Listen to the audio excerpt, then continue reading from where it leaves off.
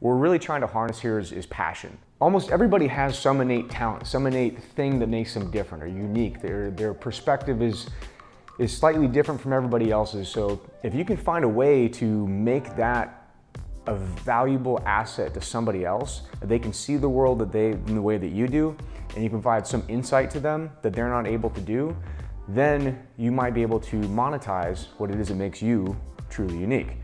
So columns of influence or circles of influence or whatever you want to call it. Really what we're talking about is an overlap between certain things that you have experience in that other people might not. So for me and Mike, when we started Forge Clothing back in 2007, there wasn't a whole lot of other apparel brands that were military related. So how we came up with that, we had our little circle of military, which was SEALs, and then we had the apparel circle. And the apparel circle is guys like John Barbados, Hurley, O'Neill, whatever you have. The t-shirt that you're wearing on right now, that brand, that's in the apparel game. So we had the apparel circle. Actually, this apparel circle is much, much larger, but you get the idea. So this overlap right here was our little niche. It was SEALs mixed with apparel.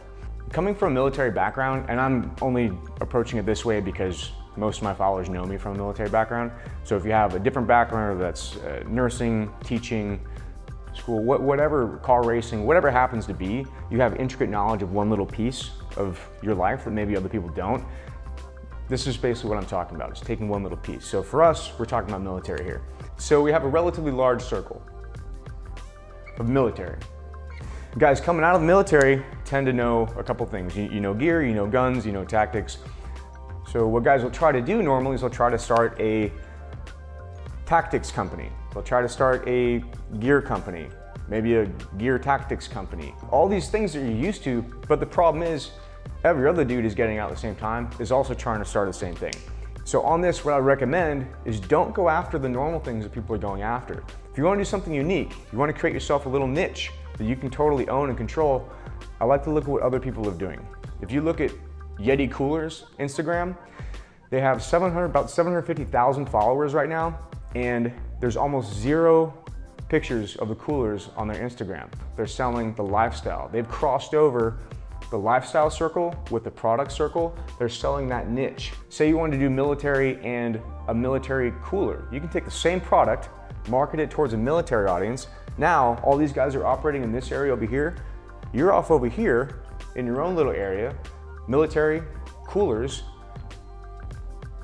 Name one of the companies that's doing it right now. Nobody. Nobody is doing that right now. You could own that entire space. It could be tactical toothpicks, whatever, or military style tactical underwear. Not that we wear underwear, but.